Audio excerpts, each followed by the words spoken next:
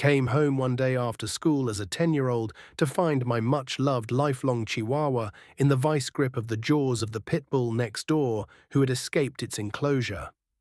The pitty was ragdolling it around like a goddamn rabbit, and all I could do is watch her scream as she slowly died. Those yelps still stick with me 25 years later. Of course, the owners didn't take responsibility and moved out shortly thereafter. My boyfriend at the time, of 5 years, laying in the ICU for weeks on ECMO and his parents excluding me from being in the room with him to hold his hand. I called 911 after he had a seizure, and he had DKA and a saddle pulmonary embolism. The stuff coming out of his lungs was black because of cigarettes. He barely looked human laying in that bed, with tubes coming out of him everywhere. I was drinking vodka shots out of empty pill bottles, and I took all of my Xanax as well and ended up in the ER. I understand their decision years later, but at the time I didn't know if I would ever see him again. As the doctors said, his survival odds were basically a coin flip. I took care of him for months when he came back home, wiped his ass. All of it. No help from his parents whatsoever. When I went to rehab, he cut me off, and we moved away from each other. He did keep my car, and I signed over the title willingly because I felt so guilty for falling into severe alcoholism. I even wrote him a check for $10,000, but my family took over for me and helped cancel it. I lost my job too, which was in the field of my dreams, gene therapy research. I'm good now. I have been with a different man for 6 years, and we are getting married this November. I haven't touched alcohol in a year. I still struggle with addiction, mental illness, and employment. My fiancé is patient and kind, and I wouldn't change a thing about my life because I met him. All of that pain put me on a path to sobriety and happiness with the love of my life. I was a horse girl, grew up on a horse farm with my grandparents. One night when I was 17, we were on a walk and heard a weird noise in one of the stables.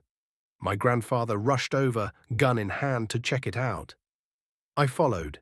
Sure enough, there was a guy in there who apparently had snuck in, getting frisky with one of the mares. He screamed and tried to pull his pants up and run, but when my grandpa yelled after him and he saw the gun, he stopped. My grandpa told him to sit down with his hands up. My grandpa talked to the guy about it and asked him why he was doing this. The guy begged and said he wasn't a bad person, had a job, cared for the poor, contributed to society.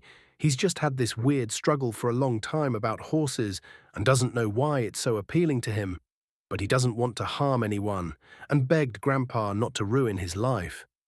My grandpa was sympathetic to him and said he'd known people with addictions and weird sexual hang-ups, and what society would do to him wouldn't be fair. But that he did need to stop, and he had an idea to help him stop. So he gave him a choice. I can call the police, and whatever comes of that for your life is going to happen. Or you can let me choose your punishment right here, and no one will ever hear about this.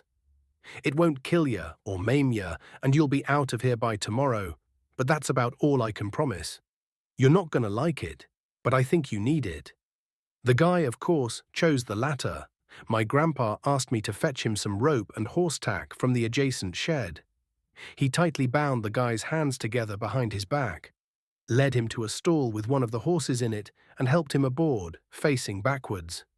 It was then I knew exactly what was going to happen, based on stories Grandpa had told me about some stories of past military punishments from his days in the army. Wasn't sure if they were just tall tales or really used back in the day on poor cavalry soldiers, but I knew it was about to become a reality for this guy.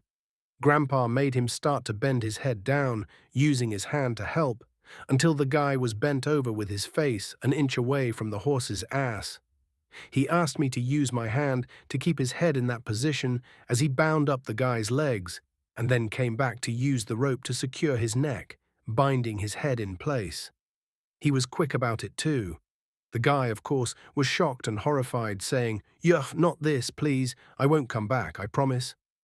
He fought the restraints as best he could, but his face was quite stuck in the line of fire. His nose was no more than half an inch away from the horse butt, perfectly centered.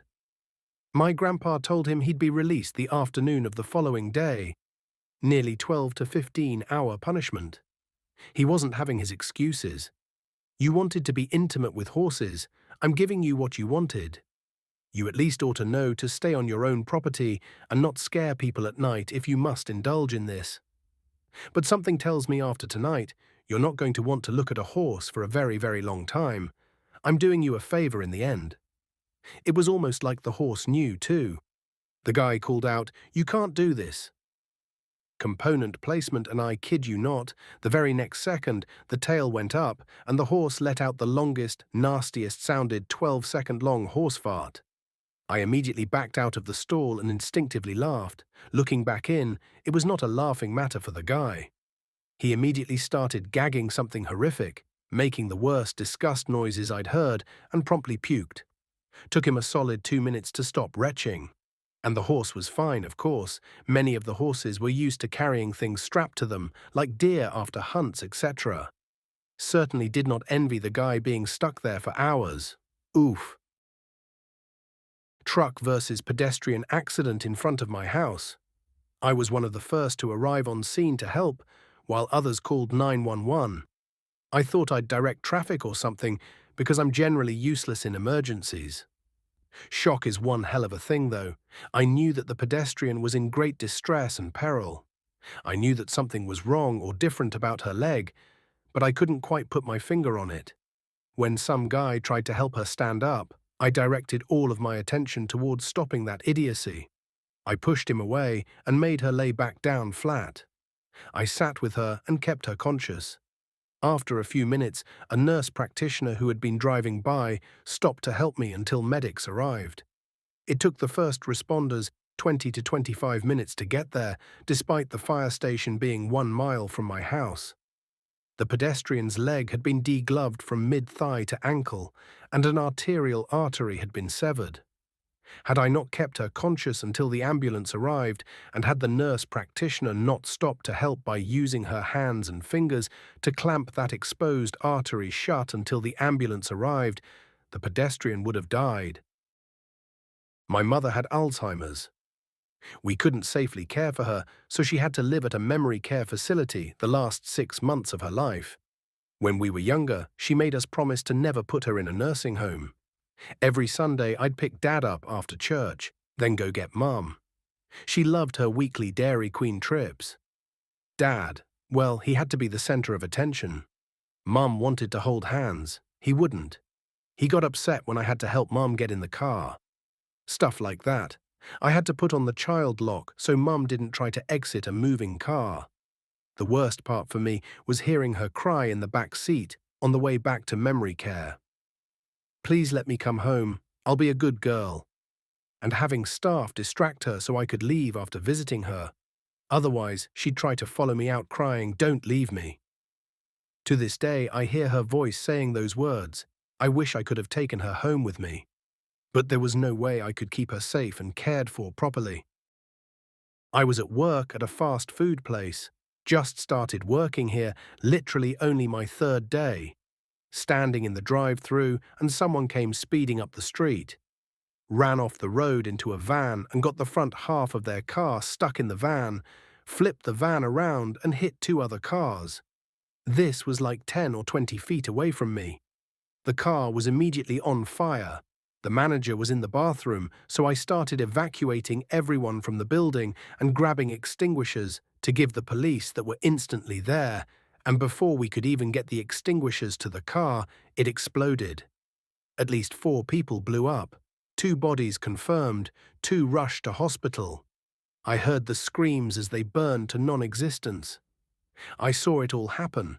I was the only one that saw the initial impact, so I had to give the police a statement. The news interviewed me.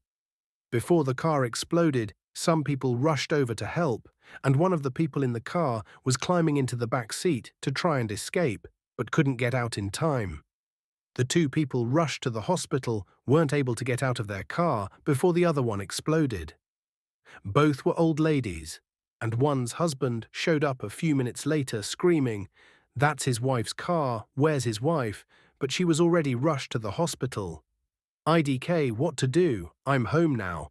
Like, do I just go about my usual life of playing Xbox mindlessly and act like nothing happened? I saw 4 people explode. Everyone is so excited, like my mum's excited to hear the interview on the news. I didn't let them film me. Everyone I worked with were just like, whoa, an accident, because they didn't see how many people were in those cars and didn't see how nobody got out.